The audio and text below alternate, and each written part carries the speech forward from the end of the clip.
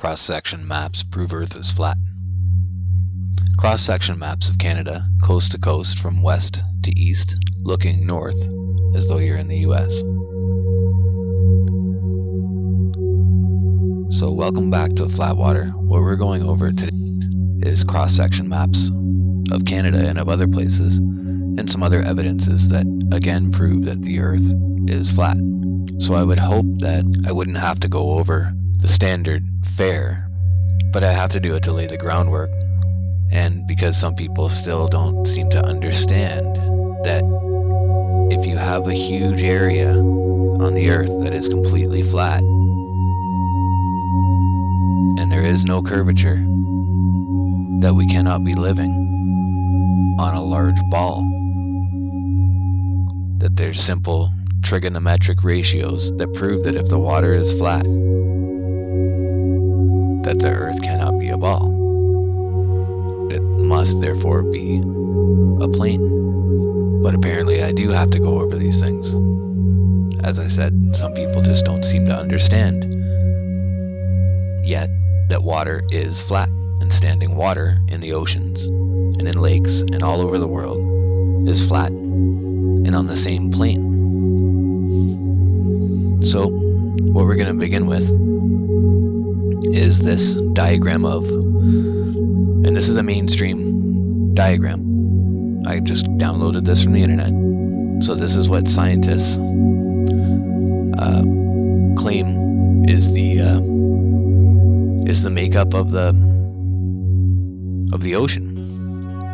So we have 2007 Thomson Higher Education, and so as you can see, the water is flat. They made no mistake there. These are one of the things that they just hope to railroad over you, where you just don't notice it. So anyways, the water is flat. You see that the ocean is a large basin, and in the center is the oceanic ridge. So this is what we're going to be looking at, is from going from continent to continent across the ocean and then across the continent itself, to look at the actual shape of the Earth and the contour of the shape of the Earth. So we're starting here in Canada, and here it is. There's BC, British Columbia, the Rockies, and you can see the water would be here and be flat. We're at the ridge, continental crust here, the continental margin. And we see that it's flat there in the water. Then we have the mountain ranges, and we go across. We're going across Canada from west to east.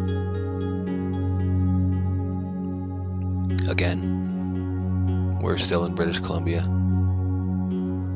And then you see the Great Plains, the Alberta Plateau in northeastern BC. Flat-lying sedimentary rocks.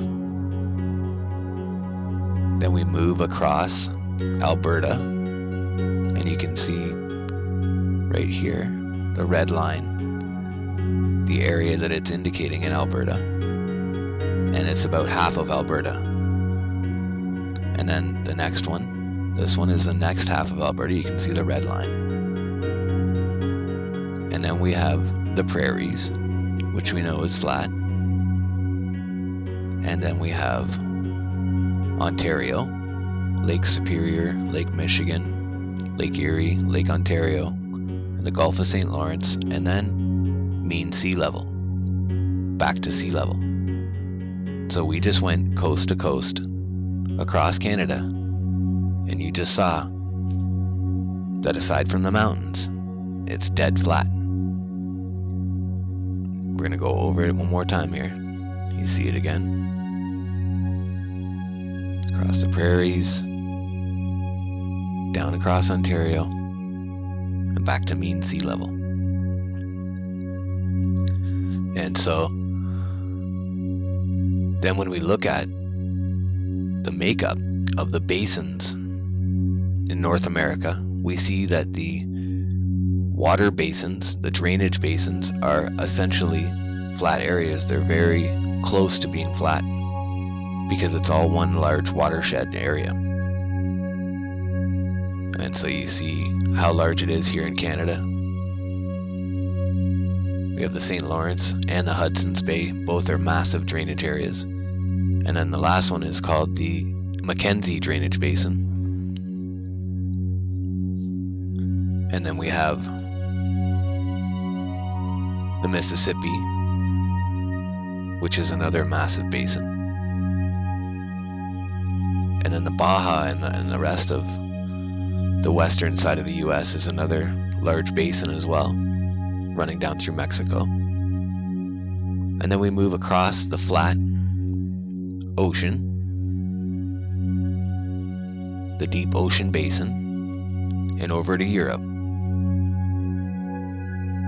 And now check out these cross-section maps of Europe. And they prove again that the majority of the land is flat. And when combined with the water, the Earth is a gigantic plain.